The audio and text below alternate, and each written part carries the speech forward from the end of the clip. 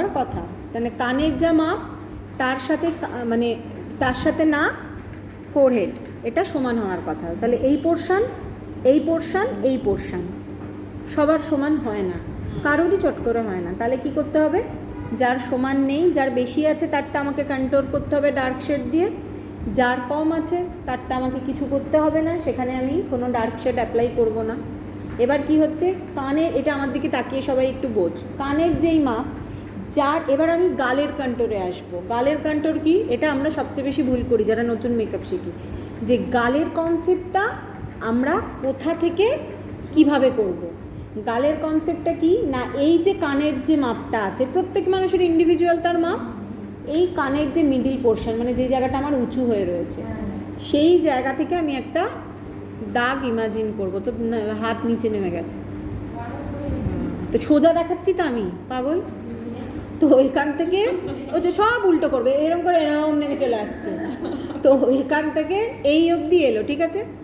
এইবার সেই পুরনো কনসেপ্ট যখন আমরা আইব্রো শিখেছিলাম, দেখ সবার এখানে একটা গর্ত মতো লাগছে, তুই কি করছিস কবির মতো আমার দিকে তাকিয়ে ওটা কর, ওই দেখো ও নিচে নামাচ্ছে, সোজা সোজা যাবে, সোজা, হ্যাঁ সোজা, এখানটা একটা গর্ত মনে হচ্ছে, হ্যাঁ টিপলেই তো বলছি, অন্য কোথাও নেই, অন্য কোথাও হাড় থাকবে, কি জ্বালা, আমি তো টিপেই দেখতে বলছি যে এই জায়গাটার একটা গর্ত মতো আছে, হলো ঠিক তার ওপরেই হাত দিয়ে দেখ আমাদের টিপ পয়েন্ট, হ্যাঁ তার মানে হ্যাঁ, তো এটা গড গিফটেড, এটা এই মেজারমেন্টটা সবার, যার ফেস ছোট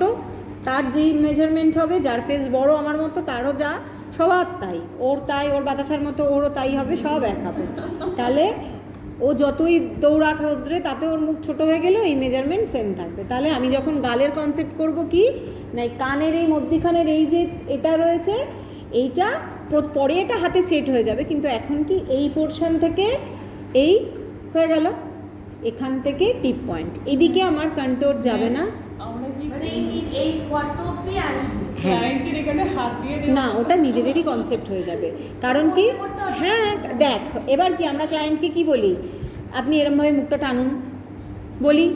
দেখ যেই টানবো এই গর্তটাই বেরোবে, আমাদের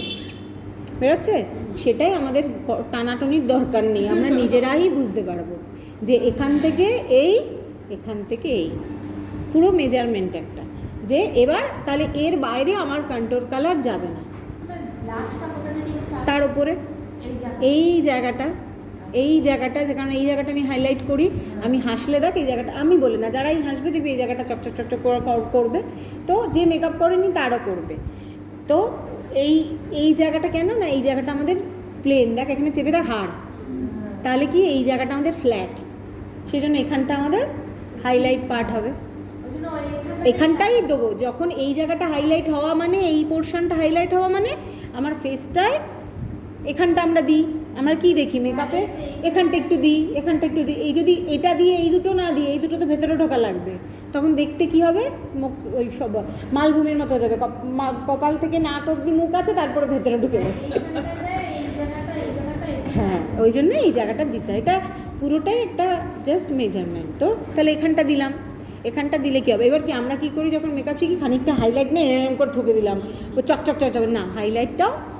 স্কিন টোনের মতো আলাদা আলাদা যায়,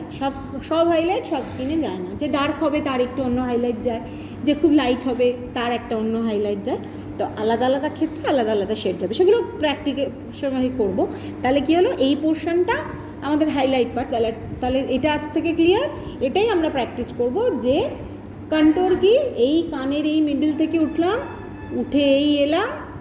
এই টিপ পয়েন্ট, এইটা হচ্ছে এই এই যে স্কোয়ার পার্টটা, এটা হচ্ছে আমার কন্ট্রোর, আর জীবনে ভুল হবে না, ঠিক আছে। লেখো, হ্যাঁ লিখতে হবে এটা।